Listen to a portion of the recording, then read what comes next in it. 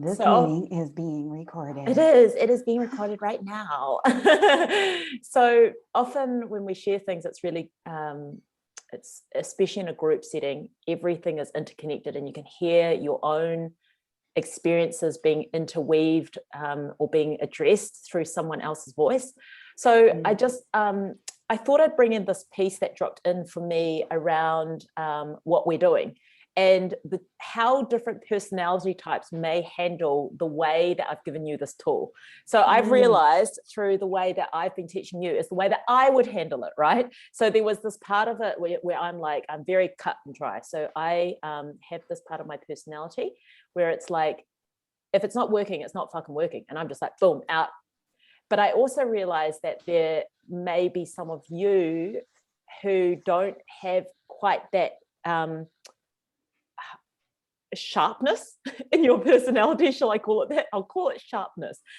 And so I was asking sort of like, how could I make this more resonant for everyone in this group? And I realized that that might be a part that's missing with what I'm teaching. So this might be useful for everyone, including Christina, when she watches this, is that I have likened this tool to really killing off that part of us. But some of you may find it easier to do more of that loving of that part of you. Yeah. And both ways can work, because we all know, like, the rules of the universe is that every way is legit. It just depends what you personally resonate with, right? Yeah. I very much resonate with the fire burn out. That's just me. But then I also realize that there is a gentler, or not gentler, a different way of doing it, which can be just as effective depending on what you desire. So if this is kind of talking to any of you, then I'm going to, I'll do it now. So the way that I would handle the firing resistance tool is, instead of just going straight into the part where we go, the truth is this, and giving it a huge truth rant, I'm going to read you what I've written as a script, as a way of doing that script differently. Just give me a second. So I haven't written this down. It's literally written in my journal. So it starts like this. It says, it's acknowledging, I can see that part of me. So if once you've written the part that has decided to speak, I can see that you're just trying to keep me safe and comfortable. And I acknowledge that you love me so much that you continue to do this despite the fact that I say I do not like you, or I do not want you in my life, or I'm judging you for being bad, right? So there's that part of us that really wants to reject that part of us. And the wisdom here is that it's being shown as a form of self-love. It's our own self-love coming through so strongly, because this part of us believes that we are not safe, and that we are not we're not safe, and we're not comfortable, and what we're attempting to do is really going to rock the boat. So it comes in with such ferocity to keep us in that place, out of this pure love of you. This old part of us comes in from that loving place, even though it's like, you bitch, you're back. So I know that there was reoccurring themes. I said, hey, I've got this one part of me that just keeps, it's the same thing, it keeps coming back. And you mentioned that too, Sophie, this like the core is the same. And so this is really acknowledging that this part, you can see that this part of you just wants to keep you safe and comfortable, and that actually comes from a really deep love of yourself. And this place was formed from a deep love of yourself at that time. And it has continued to love you, even though you're like, I hate you, what are you doing, you're holding me back. It's still loving you. That's unconditional love, right? Despite being shut down, despite being like thrown away, despite being told that it's a horrible part, whatever you've chucked at it, it's still there. So it might work better for that part of you to hear that it is that you acknowledge that how much it has done for you, and that you acknowledge that this is only coming from love. And then from there saying, but the truth is, now I really want to get uncomfortable and try something new. The truth is, I know that you're trying to keep me safe, but it's time for me to grow, and the growth doesn't happen when I'm safe. growth doesn't happen when I'm comfortable. And so maybe that angle will help some of you move those parts that are really, really stuck. That making sense? It makes a lot of sense. I do what you're sort of describing is what I do as a hypnotherapeutic technique, which is parts therapy. Right. Yeah. And I've done it very successfully for clients. I haven't really done it for myself. And what's really helpful, I think, then is giving that part that only wants to keep you safe and happy, giving it another job. Yes. So I'm trying to think of an example. There was so there was somebody who wanted to cut out their drinking, and but she's a real rebellious type. And so I gave that rebel part of her the job. Instead of saying fuck you to everyone, the rebel part had the job of finding alternative ways for her to have fun. Yes. So it was looking for the fun things and everything. And that worked quite well for her. That's wonderful. So that was exactly what I was getting to, is that it's an integration of that part. That part has done a job for some reason. So yeah, it comes to me like when I'm running, I have this voice, which I really, I've come into this place of like loving it. But at the start, it was my drill sergeant. And she's the one who's just like, you're not good enough, go faster. One, you're going fast enough, you're lazy, blah, blah, blah, blah, blah. Then I realized that she just was there to motivate me, because that used to motivate me, right? And so then the job of her was to actually, I could see her as my cheerleader. She was always always has been my cheerleader. It's just that now I don't like her voice, and now I'm maybe operating in a different way. I'm motivated by different things. And so you're right. Her job now is still to be my cheerleader, just in a different way. Like I was like, you actually can cheer me on without like telling me all these horrible things about myself.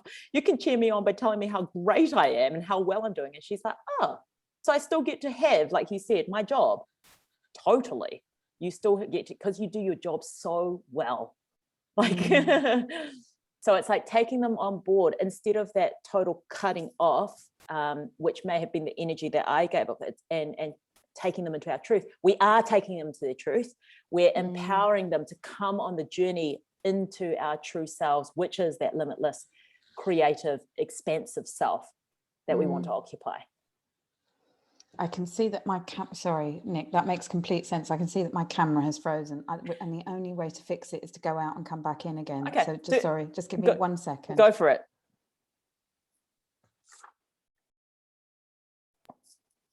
I'm right here. I've heard everything you're saying. I promise. Wonderful. That being said, I actually want to transfer to my computer.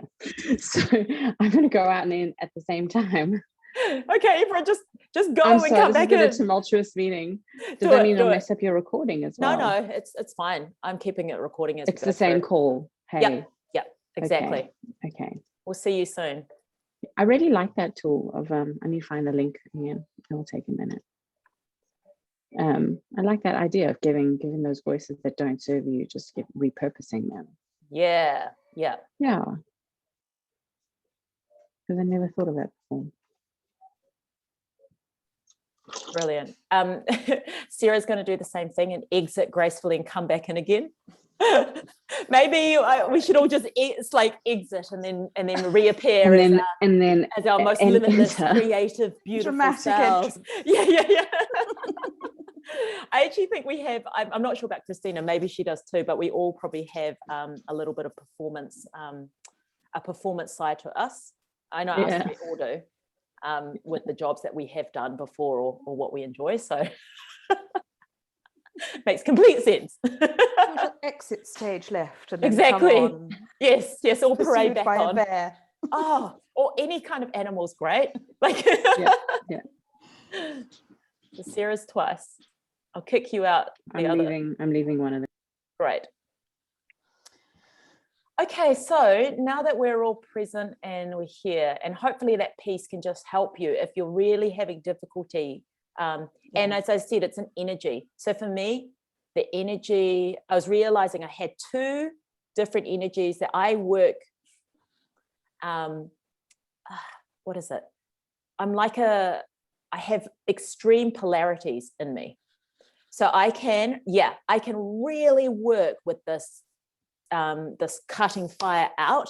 And I can also really work with that loving, gentle side of me. And I realized both actually work really, really, really well. But the way that I presented this particular tool was probably more in the fire side. So it will still work with the other side too. It's great to have both those options. I think I'm the same. As I think we spoke about this in our last session, when the resistance is gone, I can absolutely go, right, next, and just move on to the next thing. But when the resistance is there, which it so often is, then it just needs to be coaxed. Yeah. Lovingly coaxed out. And yeah, totally. I'm glad that resonated. I'm glad I brought that up. So do you want to give us a little bit of a rundown where you're at, Sophie? Any questions that you have? I realised, first of all, that I normally in my head, I had completely replied to your last email to me that was the summation of our last session together, our one-to-one session. And in my head, I had replied because it really meant a lot to me. It was such a fantastic session as always, but a really beautiful email afterwards. So I apologise for that because that's not nice. You know that I don't do that, right? I know, but for me to have somebody give you something and then just it kind of like be spit in the wind, I don't like that. So I'm sorry. But you were talking about a kind of a detachment and everything. And I suddenly realized that it is Mercury retrograde, coming to the end of Mercury retrograde. And it's not been a particularly bad Mercury for me, this one, because I do often find it quite shit. Yeah. But I have had a lot of old feelings. I think the main feeling has just been a lot of I can't and shame. That being said, the intensity is definitely dialed really down. And there has been this kind of detachment of just sort of going, okay, that's what I'm going through right now. I know it will pass like the weather and be interesting to see what's on the other side. This is just one particular phase of my life. And being able to see it more from a macro rather than a micro scale. Beautiful. Yeah. And I did finally do the resistance work around having the conversation with my ex-husband. And I wrote lots. And I brought it because where I got stuck, actually, and that supplementary PDF that you've included about core fears and beliefs was very helpful. And I probably should have looked at it before I did the resistance work, because where I got stuck was in the truth rant. Yep. And did the truth rant. And the end of it, I just felt like, rather than, yeah. Okay. So where did you get to at the end? So you're stuck at this point? Yeah. Okay. The resistance I discovered was that if as all of these things, where you dig down to the bottom, you're like, wow, is that what I'm afraid of? Holy shit, that's fairly big. That basically I was afraid that if I have this conversation, to fill you in, Sarah, my ex-husband is, he lives in America, and my son and I live in England. And that's always been an incredibly challenging situation. And my son suffers just constantly because of it. And they have announced that they are moving here in August. His father and his partner and their new baby are going to be moving to the UK in August. And so I have to have a conversation with my son's father about access, and he's an incredibly difficult person. And that's sort of the bare highlights, of what I'm sure you can imagine is an extremely difficult situation. She says with a smile that she doesn't feel. So sometimes all we can do is smile, right? Yeah. So I have to have a conversation with him about access and probably get kind of legal about it and stuff. And I've been resisting it for weeks, if not months, because he is extremely difficult to deal with, and I find it very challenging. So when I dug down in the resistance, why I wouldn't do it, I discovered that if I do, that I will lose my home, I will lose my career, I will have to give up my entire career, I will lose my son, and that following on from that, both my parents will die, and when my parents die, my two brothers will turn against me and I will be left alone in the world. So Okay. I'm writing things that's not down. mental. No, as you said before, it's really interesting how what we really, really fear manifests itself out and creates all these problems for us in the world. And we have no idea that it's these things. Yeah. Okay, so it was about losing your home, your parents dying and being do you want alone. me to explain why all those things would happen, or does it not matter? No, that doesn't matter. No, fine. So what I'm really getting is safety and security and Yeah. being alone as the two sort of things that you got to. And not just alone, but ostracized alone. Okay, yeah. In other words, found to be, there was an enormous amount about it's not fair. It's not fair, it's not fair, it's not fair. Okay, cool. And being ostracized and gaslit and having nobody on the planet who believes me, or who's on my side, or thinks that I'm a good parent, or sane. That's an incredible burden to carry. I'm sorry. Yeah. Thank you. Yeah, So, it's stupid. Whether or not it's true, it's an incredible burden to carry. Yeah, which is why it's going to be so fun to freaking alchemize this. Yeah, either lovingly accept it or just get it out here. Either one, either which one which lights you up most. So, so then you said, so you got to that and that felt right, and then you got stuck in the truth rant. So tell me about the truth rant. The truth rant was that that I have never felt sorry. Actually, I'm not even going to get you because you got stuck. So there's no point. So what I'm going to invite you is to feel into this, what you believe is true at the moment, this part of you that believes this is true, that you're going to lose your safety and security through your home. And that ultimately at the end of all of this, the reason why you can't set this date is because these things will unfold. You'll lose your home, your sense of safety and security will be lost, your parents will leave eventually and leave you alone. And when you have no one's support, everyone will turn against you. And you'll feel ostracized and have no one who's on your side anymore. So first things first is to feel this, allowing feelings to be legitimate and felt. It becomes a hell of a lot harder when we are still resisting the feeling. So we add resistance to the resistance. So feel that in your body, but also knowing that it's not entirely true. It's just a pattern, a thought, a belief that you have, but let it be felt. Notice in your body where it exists for you, this collection of fears.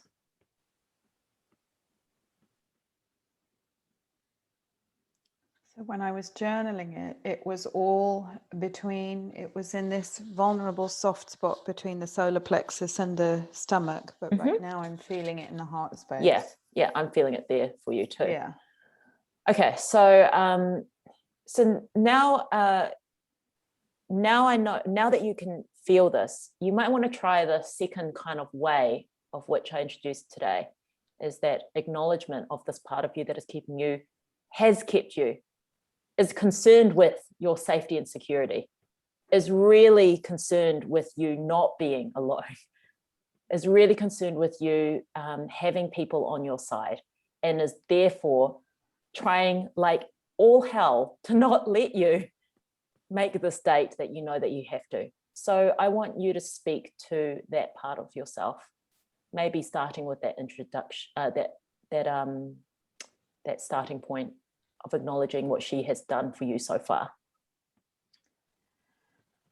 So I know that you are terrified, and I can see that. And you've been doing everything that you can to make sure that I don't suffer the fate that you are convinced I will suffer. And I appreciate you for being such a fantastic guard and burglar alarm. And you've done a phenomenal job. But I've moved on from where you are. And I'm really capable. I'm very strong, and I'm grown now. And I have my own money and my own support and my own cosmic help. And we're safe. We are always safe. Mm-mm. Okay, and then what does she say? Because when you go, what did she actually say just then? Because what happens when my parents die? Okay, this feeling of being alone. Yeah. Okay, so feel that.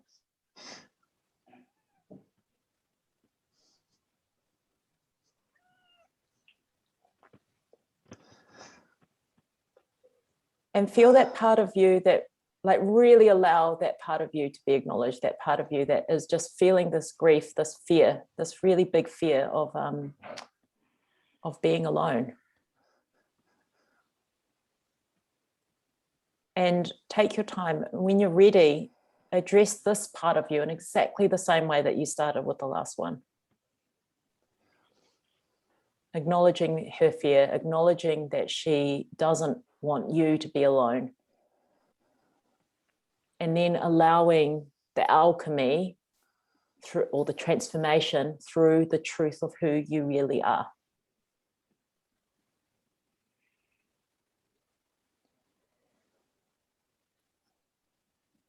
I know that even though you are grown, you still feel afraid of standing on your own 2 feet.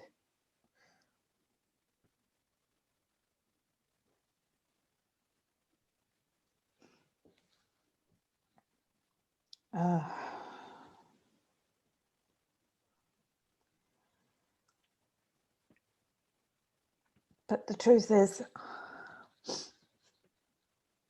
that you have coped with everything you've ever experienced. Sometimes better and sometimes worse, but you have survived and coped with everything that you've ever experienced. There is always more support. There is always more God. There is always more money. There is always more help.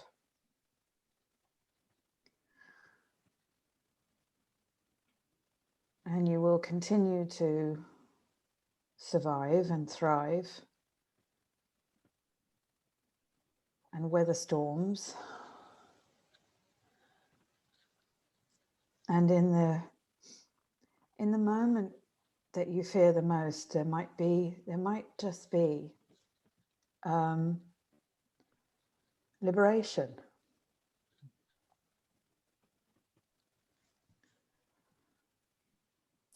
And now I want you to take the truth, Ran, and change now instead of you to I am.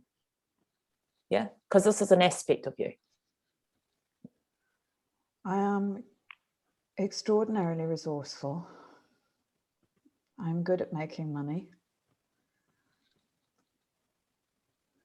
I am strong. I'm connected to help outside of this thing, this realm. I am clever and capable, good at learning. I am loving and loved. And around this part of safety and security, what aspects of you are true that will keep you safe and secure no matter what? I am never alone. I'm always with God. I'm extremely resourceful and creative. I like all my things, but I'm not attached to them. I like getting rid of things too. And even if I lost everything, I would still have me. And no matter what happens, I will always be okay. And I will always have tools to deal with my feelings. And this part about being alone, I want you to speak to that part. What have you got inside of you?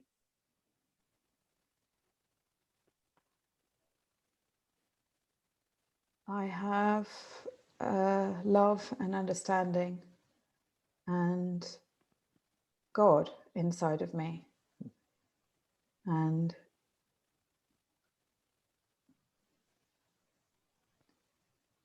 if the whole world hated me, he would not. And I would not.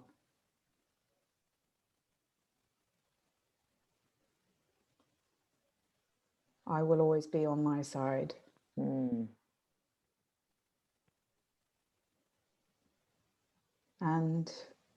I think so will God. I suppose I need a bit more convincing there, but I will always be. How are you feeling now, Sophie? I feel better, but there is still fear. Yep. So what's the fear left?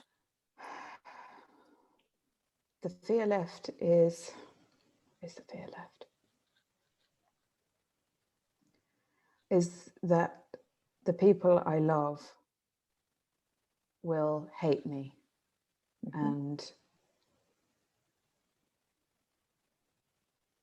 reject who I am, and that I will search myself and either find that I am indeed hateful and wrong, or that I'm not hateful or wrong, I'm lovable and okay, but that nobody ever can see it. Okay. And which one do you choose?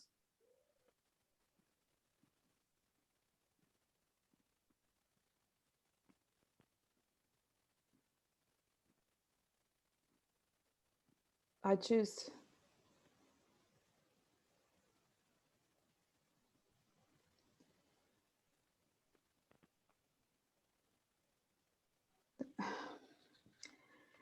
if I'm hateful and wrong, I can acknowledge that and make peace and therefore be forgiven. If I am lovable and okay and no one else can see it, I'll feel insane. So which do I choose?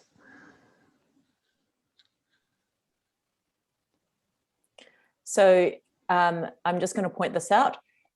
Both of those solutions require someone else to give it to you. This is not the point of the exercise that we're doing, is that everything requires us to self-source first. Otherwise, we will always be at the effect of everyone else out there. Yeah. So I want you to search really deeply inside you. What is the truth of who you are? No matter what other people do, even if they didn't forgive you, even if you were insane and you were the only one who loved you.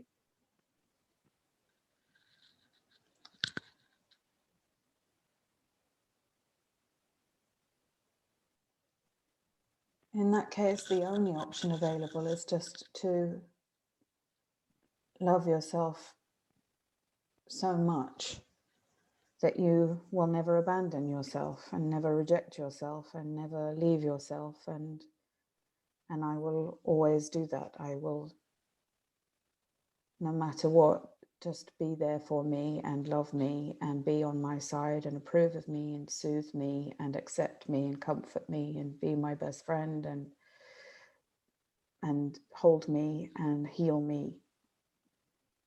And that would be the only possible choice in any scenario. And do you choose that for yourself? Yeah. Mm. Yeah, I So choose that. Okay, so feel that choice in you now, the choice that you've just made.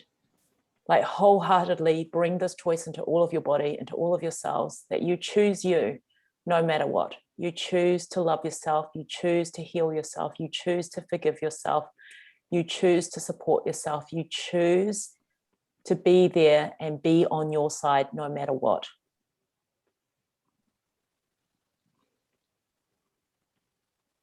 And let that permeate into your heart, and let that just drip into every cell of your body, and let that feed into your energetic field, and let that feed into your mind, and let that feed into those parts of you that have desperately tried to keep you safe, but in an old way, in a way that you have now outgrown. And just feed that to every single part of you.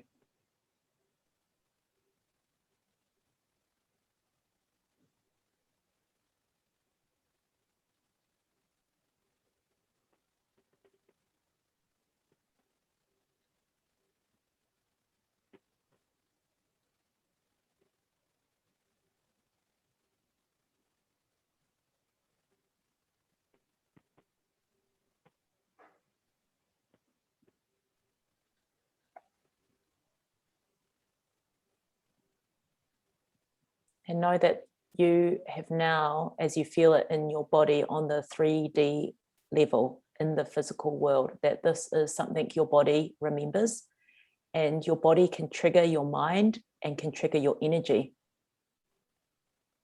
So just remind your body that this is a place which feels safe, secure, and that you are with it and you are not alone. And remind your body that it can come back here anytime. And anytime your mind or this other part of you tries to come back in, just remind your body that it can come here. And that this state that you're feeling right now is who you truly are.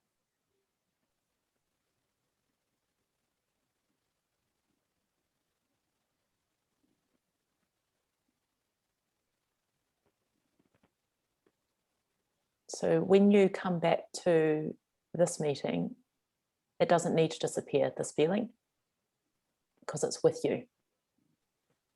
And as you leave this meeting and you go into the rest of your day and on through the rest of the weeks, it doesn't have to leave you. And remember that this was a choice you made. Honey. And you can choose that anytime you like.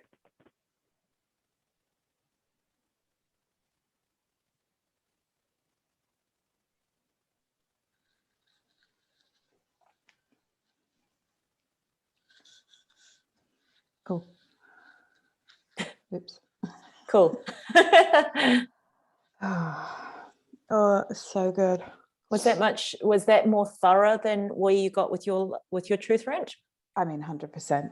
Yeah, Okay, good. absolutely. I felt a big shift Yeah. from me, like from when I was feeling where you were, that this has just gone, Yeah. yeah, beautiful. Yeah. I couldn't really shift it with the journaling on or when I was on my own, but that was fabulous. I just created the most wonderful women's circle. Yes. Of all the me's. Yes. Little me, big me, all the big me's. Yeah. Just all there for you. Yeah. When they realize what you're going for, even the parts that are scared for Yes. you, when they realize where you're actually reaching for, they're with you. Yeah. Yeah. That's Yeah. beautiful. I love that image of this women's circle of just you. Yeah, it was fantastic, actually. There was me, 11-year-old me dancing around, and there was, you know, there was bitchy, petty, depressed teenage me, and then everybody just kind of smothered her with cuddles. It was great. Very good. So a few points with how to not get in that stuck place. One is, if you do get stuck, message me straight away. Like, just message me where you've got to, and I will respond. That's probably one of the fastest ways. The next way, the way that you were looking at it. So I know that I introduced how to say you, like to address it, and then to change it to I am. So remember to just, once you've got that dialogue and it's feeling like, okay, I'm addressing, okay, it's feeling like shifting, I need to go to the next level, then it becomes I am. The only reason I didn't start with I am to start with is because it can feel really fake. You know, when you've just come from the place of like feeling all that stuff, and then you're like, but I am wonderful, and I am thinking, it's just like, oh, I don't feel like that. So it's easier to detach and talk as if you're talking to a different person. You're not, you're talking to yourself. But once it starts to shift and move, you can feel that place where it starts to not shift enough and it gets stuck. That's when you need to direct it back to I am. So that's the first point. Direct it back to I am. The second part that I noticed when you did the process was addressing it to the specific things that you brought up in terms of your fears. So you noticed how I directed you, and I just said, in terms of the safety and security aspect, what have you got inside you? And then you talk to that bit. And then in terms of the alone aspect, what have you got inside you? So this is why I love the journaling.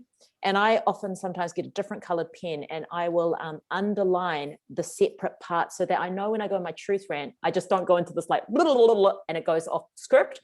I'm looking, I do that part, and I literally draw these arrows. I draw these, my journal's terribly disorganized. And I draw these like colored, I underline it, and then I draw a colored arrow over to the next page, and I write my truth rant about that bit. And then I do another colored arrow over here, and I write about that bit. So it's like really dissecting it and getting to the bones. Because I know in a truth rant, we can just go everywhere, and it becomes, so it becomes less directed and potent. The third thing was self-directed. Self-sourced is the word, self-sourced truth ranting, right? And I brought this up in the last call as well with Christina, is that it has to be about self-sourced truth ranting rather than outsourced things. So sometimes when we get into the truth rant, like especially around safety and security, it's like, oh, but I've got a loving partner who will take care of me, and I've got a mum who will take care of me. This is not self-sourced. It's still dependent on other people being for them, which is not where we're going. We're igniting this part of you that is very powerful and that is working at this tiny little part, and we want her to burst out. And so it becomes this conversation of what have I got access to within myself to create this for myself. Yeah.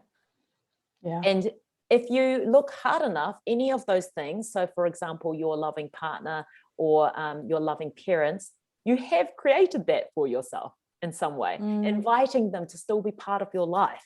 That has been how you have brought those people in. But we just need to remember that we have to connect in with the self-sourced stuff to make it feel real and for making it shift. Otherwise, it's always going to feel like different people. Oh, have I gone? It's mine as well. Hey, Nick. Oh, okay. Am I You're here? frozen, darling.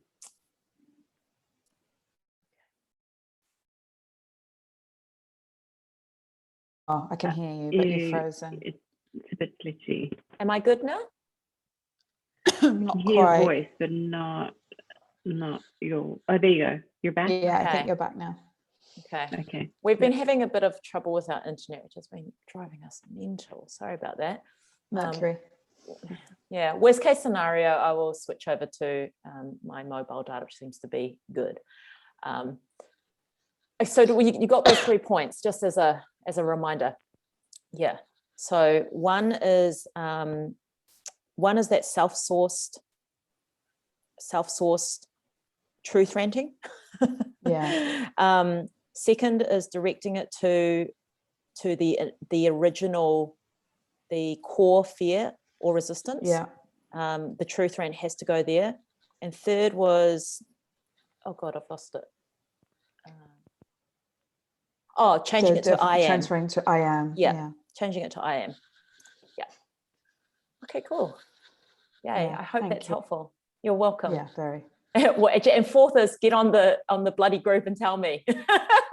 Don't be shy. That's so the quickest way to move anything. And as I said, I'm there for you. Or if anything gets you stuck, I don't want you to stay stuck. I really don't want you to stay stuck. Like, wholeheartedly don't. I check that thing like all the time. It's, as I said, it's the only app on my phone that actually gets messages that has the sound that is connected to that. So I really don't want you to keep stuck. I know that I think we've only got, 6 weeks left together, or even less than that. And in the next month, like, set a strong intention of where you want to go. And know, and this is part of this part of us that can feel really like it doesn't want to reach out, is not an empowered part of us. This is a part of us when we think of like that we can do it, I can do it myself, I can do it, I don't need other help. This is not coming from an empowered part of us, because the truth is you are resourceful. The truth is you are resourceful, and you have somehow got yourself into this container with me, who is willing to be that person to help you on this journey. So why would you not use something you have created and put yourself into, right? Yeah. I'm glad that's resonating. So yes, please just jump in whenever you think, even if it seems like so trivial and you're like, I should be able to work this out myself because she's given us the tools and stuff. Just sometimes we're so stuck in our thing, and it's really emotional, and it's charged, and it's got a lot of things, and you need someone on the outside perspective to go, I can see exactly what this is, or ask you a few pointed questions, and then you go, aha, I got it. Now I know, I'm fine, I can do this now, right? But just don't stay there. Don't stay there, especially now that we have calls, which are a little bit longer between the time we contact. Please use that. Yeah. All righty. How are you feeling, Sophie? I feel good. Yeah, I feel good. I've just remembered that I do unfortunately have to leave in about 15 minutes, I'm afraid. Okay, no worries. So I'm sorry about that. I'm going off to see my best friend, who I've not been able to see. She's in chemo, and I haven't seen her for months and months and months. So yes, I will have to leave it in about 15-ish minutes-ish. That's okay. Depending on how much Sarah has to share today, we may be done by then, so it's fine. And you've got the recording, so it's all good. Yeah. Okay. Sarah. I wanted to say something. A couple weeks ago, Sophie, you mentioned that you didn't quite get the whole "we are infinite, but we are worthless" thing, and I don't know how you feel about it now. I don't know. I felt invasive suggesting my understanding of that. I don't know if you want to chat about it in the group, or So, and it's because I felt invasive because it's based on my spiritual and scriptural beliefs, it's from scripture that I believe in, and so for me I read through it again, and I'm like, should I share it? I don't know, but to me, I was like, yes, I totally get this. Do you want to hear, or absolutely. Nick, do you mind? Yeah, no, sharing? totally. I believe like every perspective, depending on how we hear it, will land. So it's perfect. Yeah. So within the Church of Jesus Christ of Latter-day Saints, we believe in modern revelation, and so we have a book called The Pearl of Great Price, which we believe is revelation that was given about events that happened to ancient prophets that never got written down or recorded through history. But essentially, this is Moses talking to God up on the mount. And this is the very first book of Moses, and God visits Moses.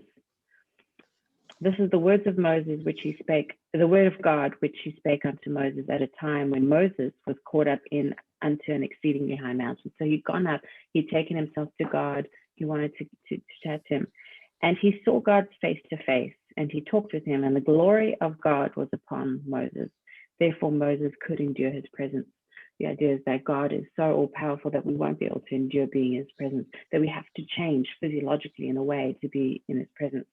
And God spake unto Moses, saying, Behold, I am the Lord God Almighty, and endless is my name. For I am without beginning of days or end of years, and is not this endless? And behold, thou art my son. Wherefore, look, and I will show thee the workmanship of my hands. You're my son, and this is the workmanship of my hand. And so by being a child of him, we are inherently inheritors of this workmanship, right? But not all, for my works are without end, and also my words, for they never cease. Wherefore no man can behold all my works, except he behold all my glory, and no man can behold all my glory and afterward remain in the flesh on the earth. And I have a work for thee, Moses, my son. Thou art in the similitude of mine only begotten, meaning you are a copy or after the manner or after the pattern of Jesus Christ, who is after the pattern of God. I'm getting to the point. I'm feeling anxious, Sherry. Don't feel totally, anxious. I'm with It's you. I'm perfect. 100% with you. Yeah. Okay. And shall my only begotten, and mine only begotten is and shall be the Savior, for he is full of grace and truth. But there is no God beside me, so Heavenly Father, God the Father, and all things are present with me, for I know them all. Now, it was really important for him to teach us all that stuff because it puts us into context in his kingdom. And now behold, this one thing I show unto thee, Moses, my son. And for me, we can put ourselves in that position at any time. For thou art in the world, and now I show it unto thee. And it came to pass that Moses looked and beheld the world upon which he was created. And Moses beheld the world and the ends thereof, and all the children of men which are and which were created. Of the same he greatly marveled and wondered. And the presence of God withdrew from Moses, that his glory was not upon Moses. And Moses was left unto himself. And as he was left unto himself, he fell unto the earth. And it came to pass that it was for the space of many hours before Moses did again receive his natural strength, like unto man. And he said unto himself, Now for this cause I know that man is nothing, which thing I never had supposed.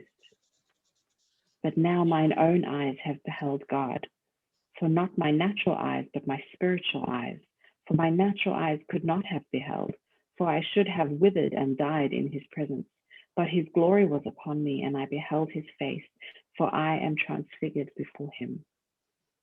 And it came to pass that when Moses had said these words, behold, Satan came tempting him, saying, Moses, son of man, worship me. So he was able to see all the scope of all existence, that infinite, that Nick, you talk about, that infinite grid of knowledge of the potential of all that is and all that will be. And he realized, I am such a part of it. And it came about because of God or the divine or whatever name you want to put to it.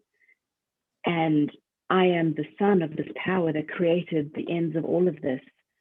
But as me alone, standing alone, without accessing this glory, this infinite that I have access to, I'm nothing. My power is worthless. And so that equal finite humanness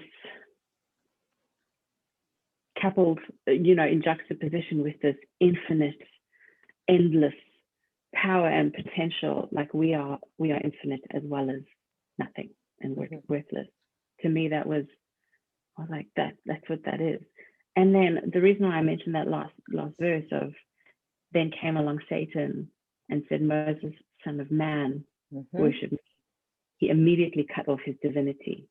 He immediately wanted him to believe that he is smaller, and he's like, worship me, I can help you out. And essentially what happens in the rest of this verse is Moses says to Satan and calls him up and says, who are you that I should worship you?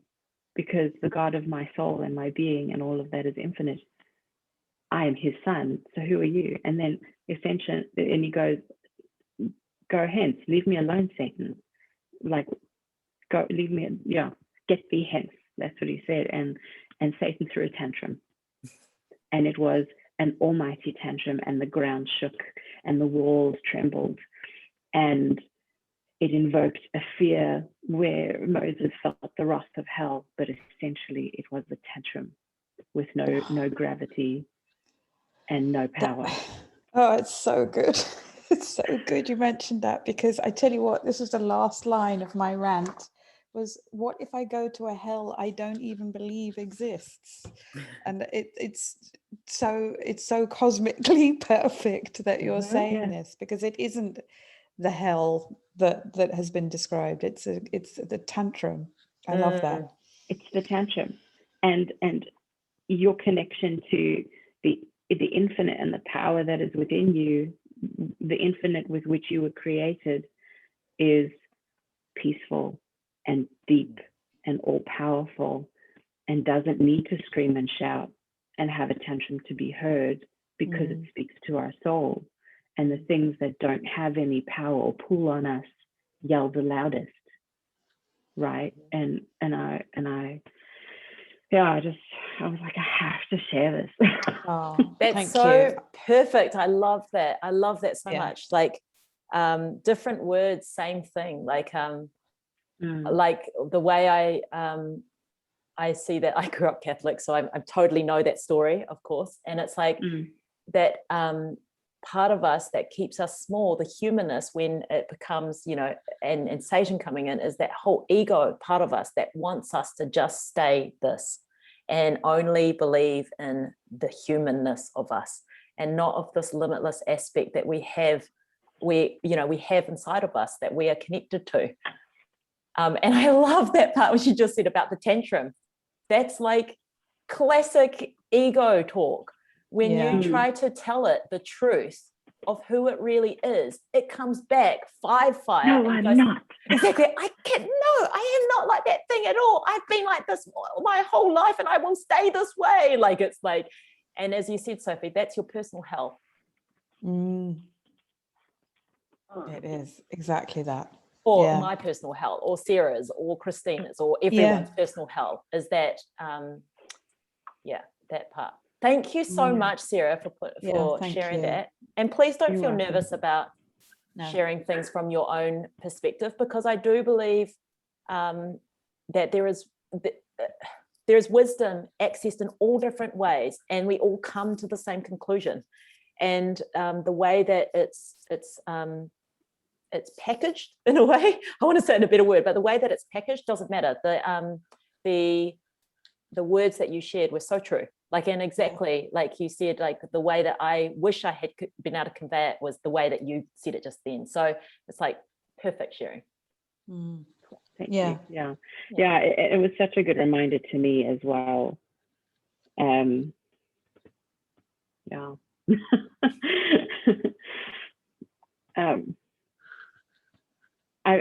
very grateful, Sophie, that I've been able to kind of watch Nick work with you, because I've had so many moments of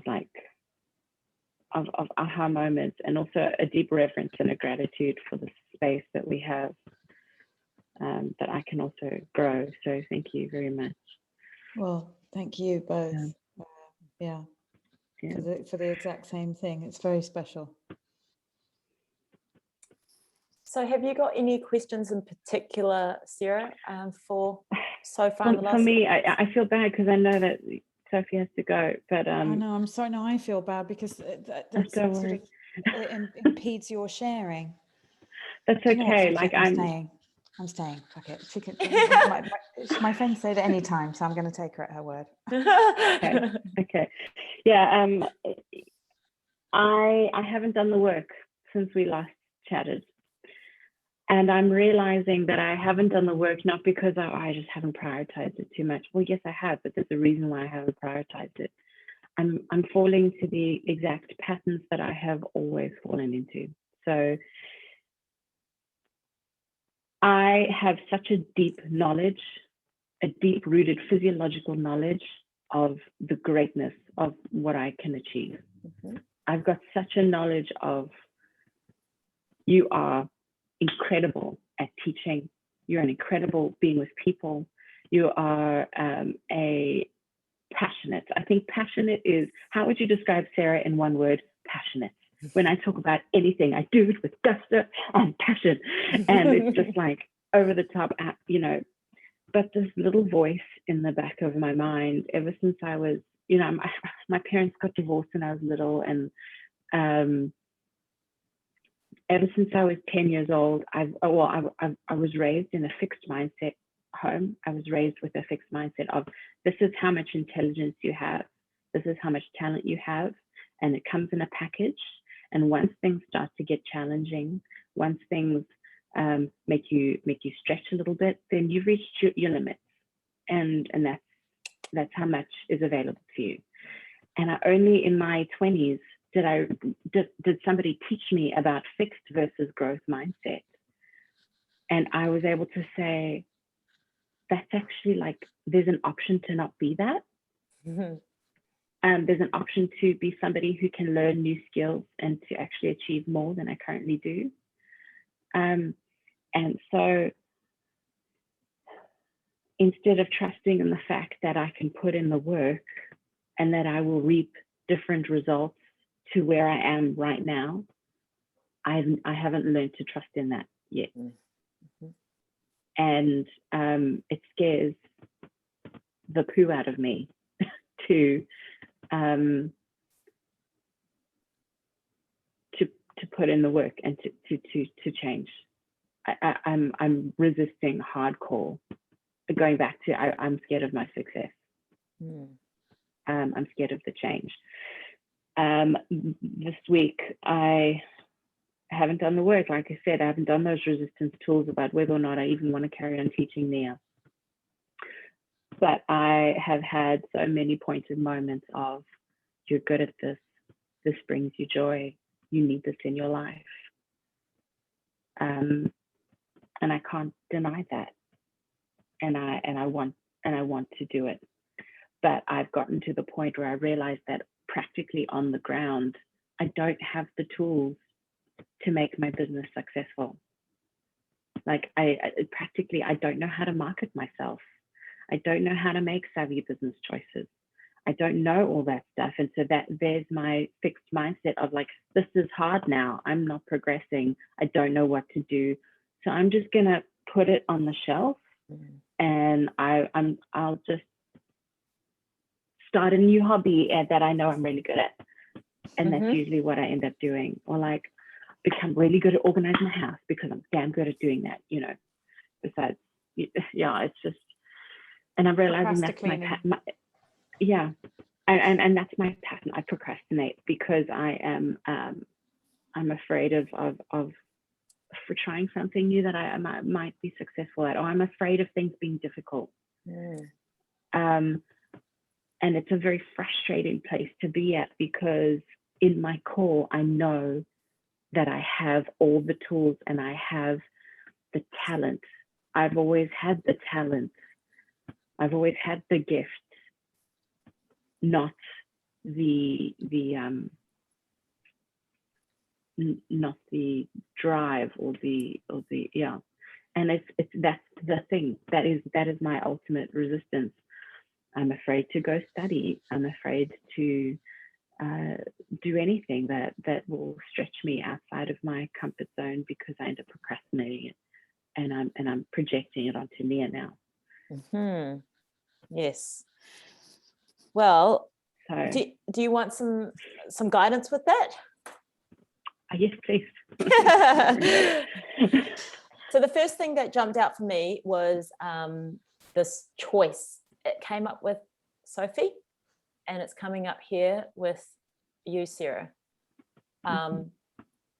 That we always have a choice. So there's this choice to go back to the old pattern, to choose the old way. And there's a choice where we might feel some stickiness and some fear of that unknown place, but we know ultimately that's where we're going to grow. That's where we want to go. So I think what's important is not only doing the tool, but making, if it's even to the fact of not being able to do the tool because of, because of these fears, like even that is like too much. You have to choose. So it's like making a conscious choice. Make it really clear for yourself what the choice is. The choice is, I stay here in my deep patterns of procrastinating and never reaching this potential that I feel burning inside me. Or I choose this path, even though I'm scared of success and I'm scared of changing, I'm scared of maybe the hard work, and maybe I'm scared of failing too, knowing that I have this potential to do real well. And I'm scared of like not knowing how to do it well. Even that, I know that's my other choice. And now that I have weighed up all these things, I am going to choose this one. Sorry to interrupt you. I had this moment when I was a teenager. I was meant to be studying for a biology exam. It was my favorite subject. I was really good at it. But I was procrastinating the hell out of it because it was chapters that I was struggling with. And I made some flippant comments to my brother about, oh, well, I'll just fail or something. And I seemed so blasé about it. And I was really convincing about how blasé about it I was. And my brother, who's 3.5 years older than me, he turned to me really frustrated, which was out of character. And he said, you know what, Sarah, the day is going to come in your life when you realize that your whole life has just passed you by. And the worst part about it is that you won't care.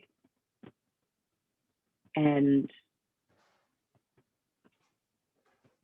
I realized that it wasn't that I didn't care, it's that I have chosen not to care, that it was an intentional thing. So it really struck home. And often that comes back to me of like, which one do I care more about? Staying exactly where I am and letting every opportunity slide me, pass me by?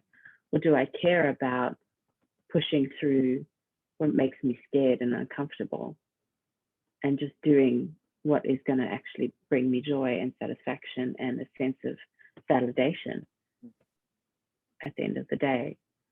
So sorry, it's pretty much reiterating what you're saying about the choice. Yeah. Right? It's like we have to choose. And I think I said this right at the start with all of you. This is not necessarily a fun and easy path to take, because we have to choose to first be really real with what we're going up against.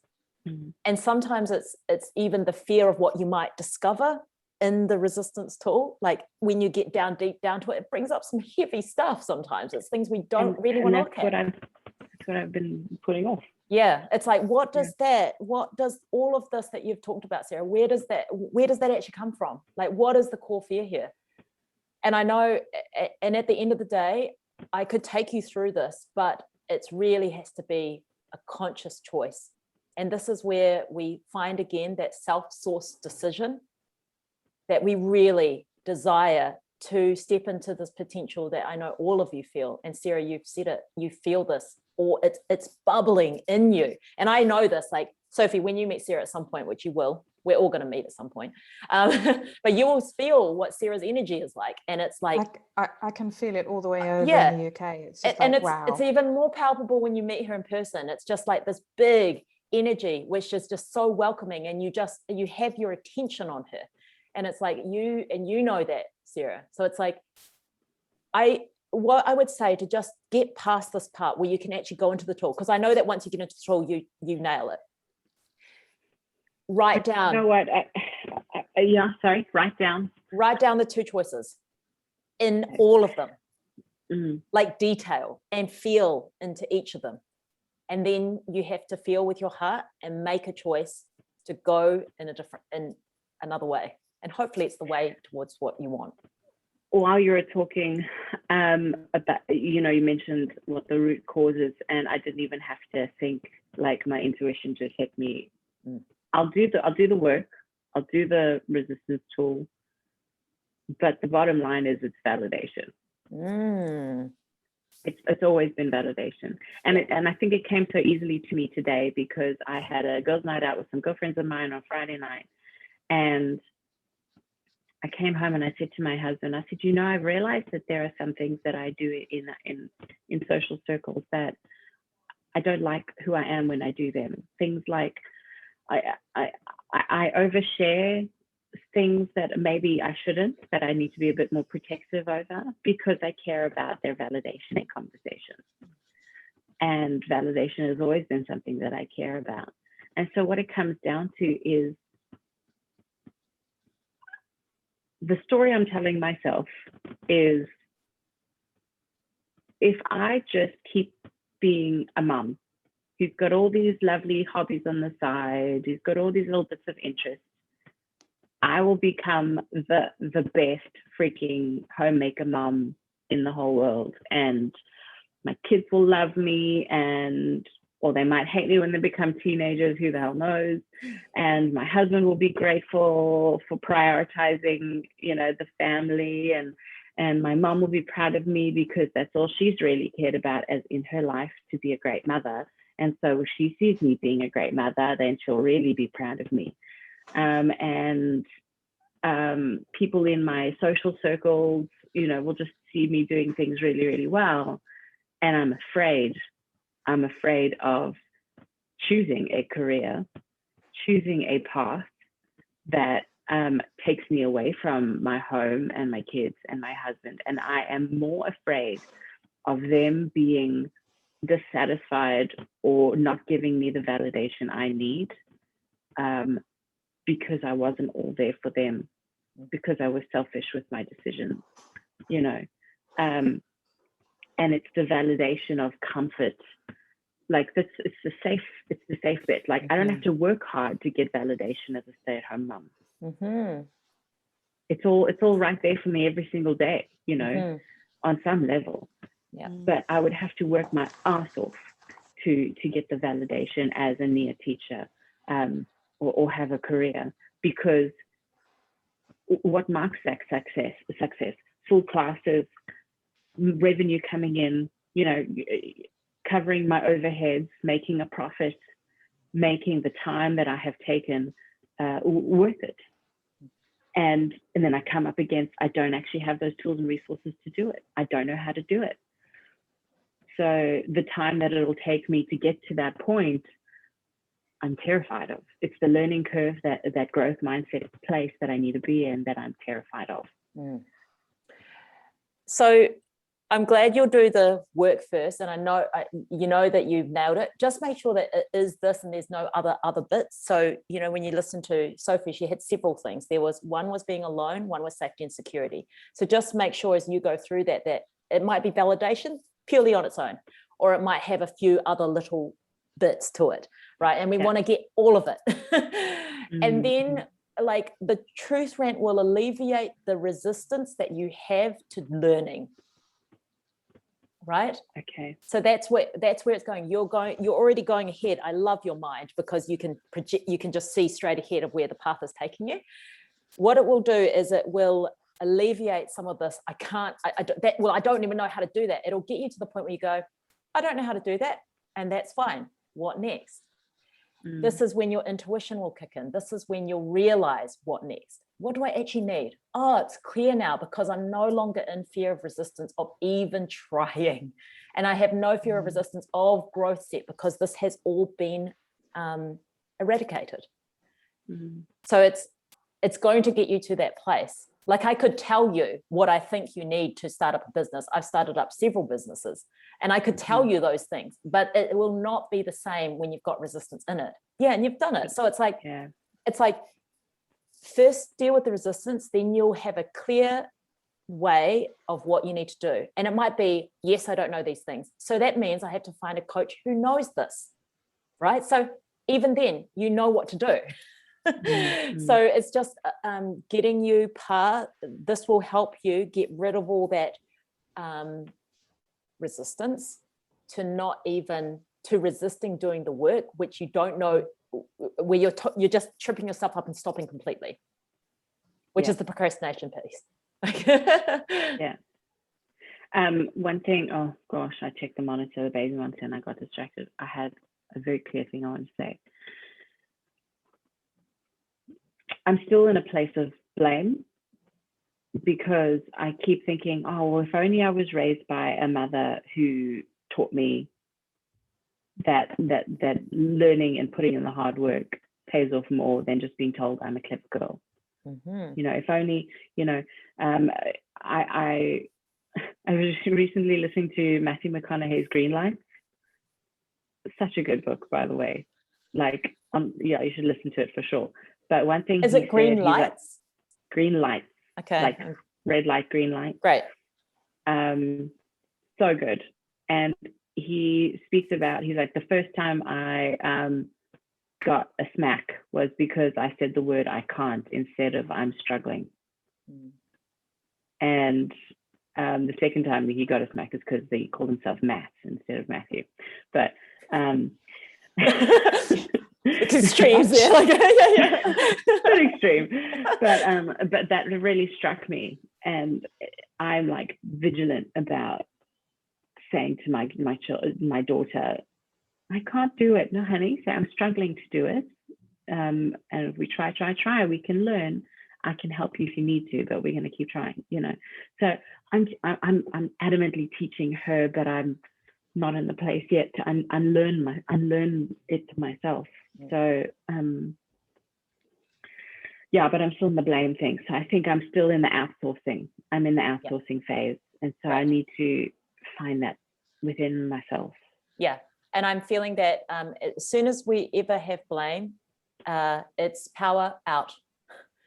So our power goes to the other person, because you give them the power. You're like, you know, here's my thing. Now that you've done this to me, you have it. So your first, you can go two ways about this. You can use the forgiveness tools that you have with your faith to go through this process with what you have with your mother, or you can use the resistance tool. The same thing will happen, is that when you get to the bottom of this blame and the fear that you have of letting go of it, right? So what fear do I have of letting go of this blame on my mother? What will that mean for me? Both ways will allow you to then move. Maybe that's where you have to start before you can even go into this whole part of this procrastination pattern that you have. I'm glad you brought that up. This is really important. Yeah. You, as we talked about, like one of the first things I said is we work on, I gave you a set of questions, one of the modules, and it said, what are you resisting, procrastinating, holding secrets of? Blame is sort of one of those places too, right? Yeah. It's one of those stuck energies where we're just like, it's there over here, and we just kind of go, no, your problem, not my problem, it's your fault, blah, blah, blah, blah. You can feel that energetically, right? All of that is stuck up here, whereas if you freed that through forgiveness or through just allowing the resistance to go, it comes back to you, and then you are able to create in the way that you want to. Yeah, absolutely. Yeah. And I'm looking distracted because Brene Brown has an amazing definition of what blame is, and I'm trying to find exactly what it is. Blame is a displacement of shame and blame is simply a discharging or a displacement of discomfort and pain. So it's serious. It's my own discomfort, my own pain that I'm trying to give away. Yep. And so if I'm able to take responsibility, okay, I'm feeling discomfort and pain right now. Yes. And I think I'm mourning a person that maybe I could have been if I just had a growth mindset, if I just believed that I could just do anything, if I just set my mind to it. Yeah. You know, but I wonder, does anybody really truly feel that way? Does anybody really truly have that gift to infinitely believe like I'm awesome? I don't know if everyone has like infinite always in that mindset, but they have ways of getting there and accessing it over and over and over again when they need it. I think you would get to the same conclusion in terms of what, like, it's good to know a definition of what it is, but it's even better to feel it for yourself. Yeah. So I would work on what is the fear of letting go of the blame of my mother? like in through Okay. the resistance tool. That specific Mhm. question that will get you to your own displacement of the specific shame or guilt or whatever it is in there. So Mhm. what it is for you, and it has to Mhm. come in your words, because that's when we can shift it really, really well, is when we Mhm. realize it, because it'll go, oh my gosh, goodness, that's what it is. So I think that would be a really powerful place for you to start, and then go into the part of it where now that I've got past the growth mindset, it may even click off all the rest of it. This whole procrastination of getting started or not knowing or not wanting to. Mhm. Mhm. Yeah. Thank you. Okay. You're welcome. That feels so, I can feel that for you. Like I can really, and Sophie has worked with me one-on-one before, and she knows this, that I feel things in my body, and I have clear thoughts of like, and I know, I like can feel this big, huge, it's like a bubble in my body. And once you do this for yourself, it'll go boof like that. Yeah, like, and I'm like, oh, like I'm struggling. It'll with it, be like, unleashed. it'll be totally unleashed, and I'm really struggling with that in my own body, because I'm like, oh my god, if you just do this, like, Yeah. it's going to be it's going to be fire for you. I started listening, as a bit of a tangent, I started listening to Gabor Mate's When the Body Says No. His trauma sort of work. I saw, yeah, my mom read that book. Oh, she's like, Sarah, you have to read it. And he spoke about how the concept of mind body is non-existent. Like, it's not just some philosophical thing. There is no separating the mind from the body. And it's the English language that lets us down in segmenting them. It's mind body, like, Yes, together. yeah. Yeah. So you can't feel an emotion without feeling an emotion. No, exactly. And you've got this beautiful tool. Okay, and it's sitting here with me. I'm like, okay, the anticipation, it needs to be worked through. And Yeah. done, you know. Great. I love that vibration, this excitement of getting stuck into it. Like, instead of going in, there's this fine line between fear and excitement. They elicit the same kind of hormones in us, and the feeling is almost the same. Fear, excitement, anxiety, very, very close. And if we can, like you said, mind body, same thing. If we can switch even just our mind to think, this is exciting instead of fear, right? Even if we're kind of like tricking ourselves, this is really exciting to think that I could get to the bottom of this and have a growth mindset. Like, that's really cool. This is really exciting. And you're like, I'm just going to follow that lie for a bit and start doing this thing that I had to do, right? And I use that a lot with when I first started business things, because it scared the hell out of me, because I was like, I have no idea what I'm doing, but I'm being called to do things. And it was like, remember that it's exciting. How have I ever learned before? With enthusiasm, with excitement. That has been the only way that I've loved learning, was like, if I'm excited about it, I will go deep into it. If I'm fearful of it, I'm running the other way, so I love this. Get up. Nick, I've been seeing your posts and ads online about, say, you know, if your goal is, well, I want to make 10 grand in my business, how do I blah, blah, blah, do it? To me, that's so inconceivable. I'm just making 10 grand in my business. I know. That's not even a possibility for me. Like, it's actually a running joke in between my husband and I, you know, when we're filing taxes or whatever, when they're like, okay, well, as long as you know, as long as you're under the tax threshold of $18,300 a year, then, like, are you under the threshold? I'm like, yeah. You know, like, the fact that I would earn an annual income of over that tax threshold in year, just like, it's not even a possibility or a maybe to me. And I want to be in a place where I, like, damn, I've got to file taxes because I earned over the tax threshold this year. Guys, I have to interrupt, and I'm so sorry, but I really have got to run. I'm horribly late. You go. No worries. Go for it, Sophie. Thank you Wonderful very much. to have you We've here. worked through all the juicy stuff. Yeah, I'll talk to Sarah a bit more about this particular thing, but yeah. Okay. Thank you. Ciao, Bye. Sophie. Have a beautiful day. I know that it seems inconceivable, and that's because at the moment you're at a certain point. And so instead of like how does it feel to you? Does it feel fearful, or just like that is just no fucking way I can get there? Yeah, that one. Just like, well, you don't need to think about that just yet. Yeah, well, I've already put a cap on it. Like, I won't get there, so I don't ever have to worry about that, sort of thing. Okay, so instead of that, knowing that, and knowing that you are a limitless being who has resources, who has the potential to do this, you just know you could reframe it. And it's not that I'll never get there, it's just that I have a few things I have to learn in order to get there. Mm-hmm. Because it is really possible for you. Yeah. And maybe it won't come in just the traditional way that you know of Nia. It'll come in ways of like amazing freaking retreats that earn you $30,000 every retreat you go to, which takes off the pressure of having to have like 5 or 10 classes a week, which are full, so you get to decide, and that will all become clear as your journey starts. It just has to begin.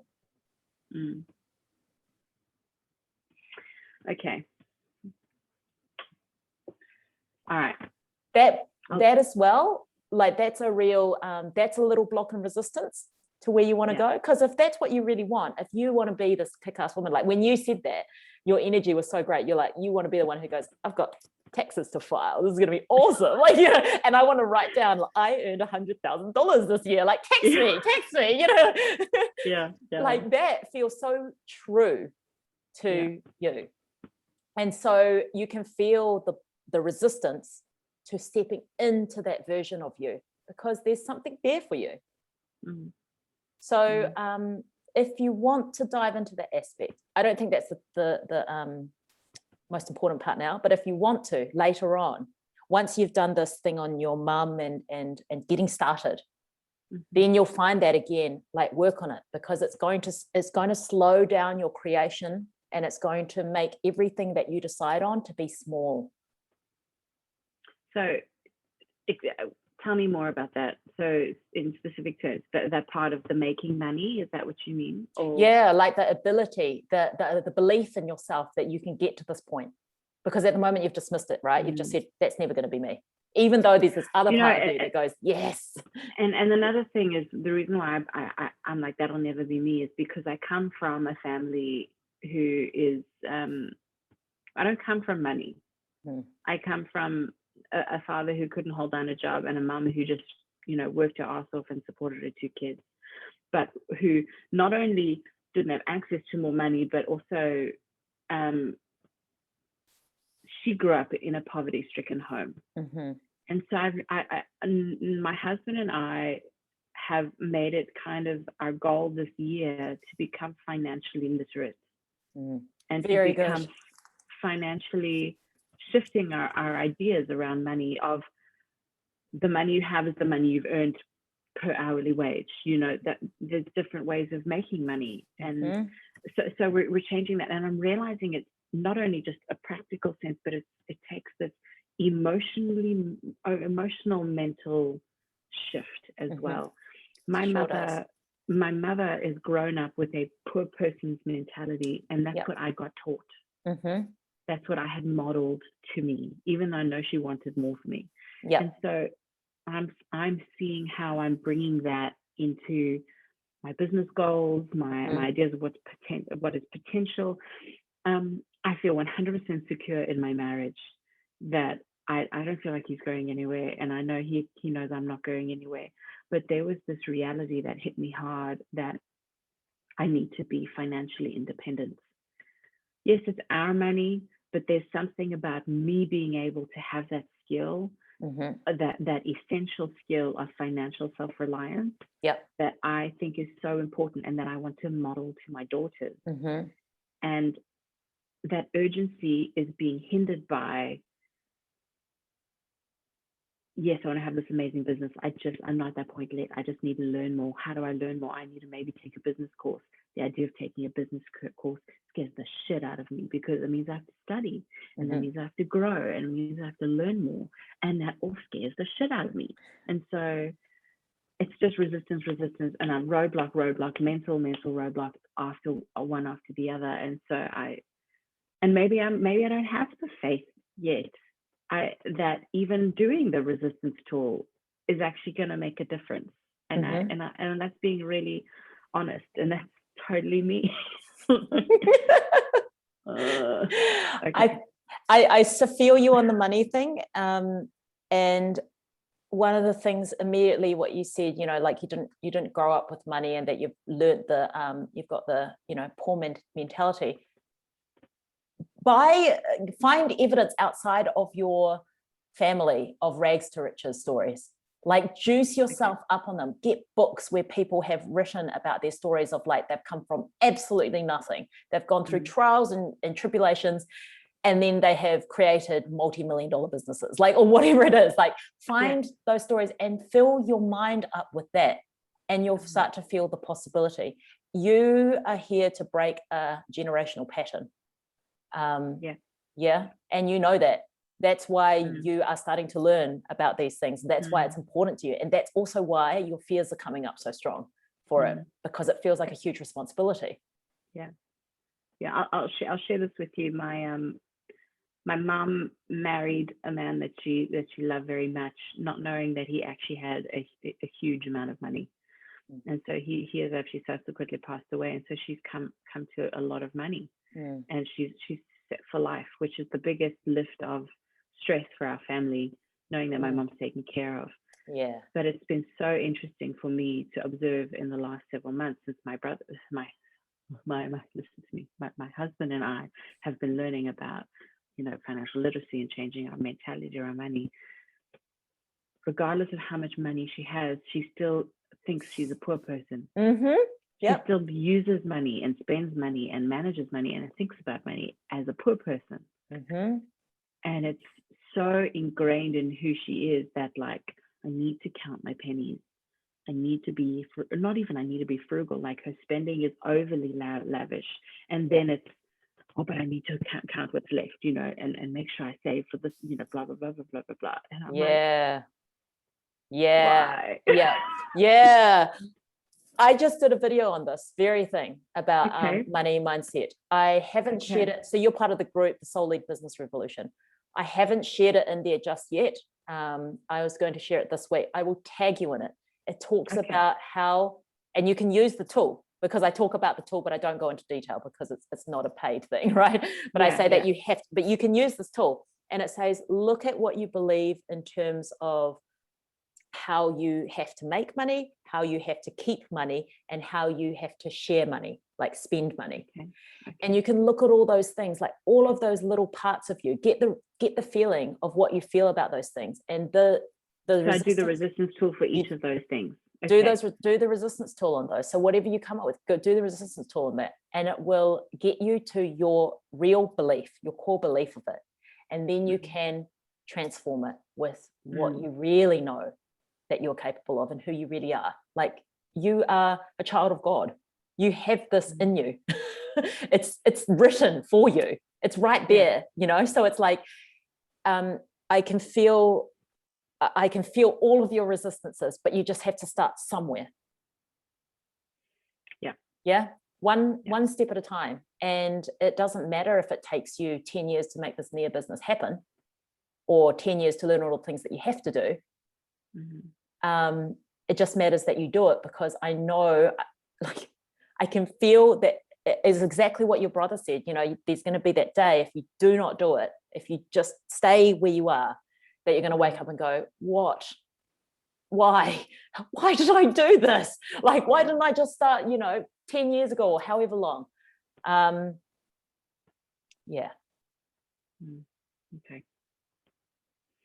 Thank you, Nick. You're so welcome, Sarah. And thank you for being so honest and open.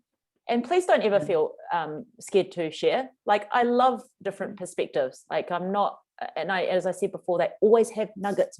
There's always wisdom for us to pull on different people's perspectives and things. So but I'll just reiterate what I think is the best course of action for you at the moment. The money thing is a huge part of this, but first I would just do the resistance on the blame of the mother, because that's going to just free up some energy for you to now explore what you have brought into your world from her. And then you can choose actually which one feels better. small cherries is what the message is. Bite off the small things first. So do the mum stuff, and then do the validation, the safety, which are keeping you in the pattern of procrastination for doing the stuff on Nia. And then at the how would I frame that into the initial question? So you haven't gone into the patterns of like deciding whether you want to teach Nia or not. Is that where it came from? Oh yeah. Yeah. Want to teach it? Do you not want to teach blah, it? blah, blah, blah. Why does that Yeah. matter? Yeah. Exactly. Yep. So do that and then do all the rest of it. And then Blame Nia or not. And yes. then And then if you want to, if you've got time, if it's like coming up for 2 weeks, then you can work on what the video, working those 3 aspects of money. Yeah. I feel like that's not an immediate right now thing. The immediate right now thing is getting this decision clear, and then taking steps towards whatever decision you decide, and then doing as it comes, the money thing will become more clear to you that needs to be moved.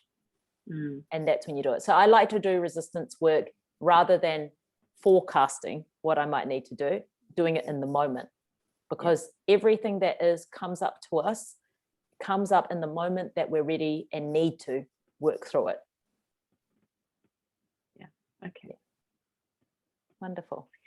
Thank you. I'm feeling hopeful. Oh, good. Full of anticipation and yes. Oh, okay. Rich Dad, Poor Dad. It's a very American. Have you read that book before? I started listening to it actually. Read it. It's so good. So that's a rags to riches story. That's a really great example of the poor mentality and the wealth mentality, right? So read that and find more evidence for yourself so that you can just step into that vibration. Perfect. Pardon me. Yeah. Okay. All right. Have a beautiful evening. Let me know how you go you. in the chat. Please use the group if you need any support, I even if it's just will. a share on. If you're like, I just need someone to support me to do this, like, I'll be there. Thank you. All right. Okay. Thanks, Nick. Have a lovely evening. Yeah, you too. Bye. Bye.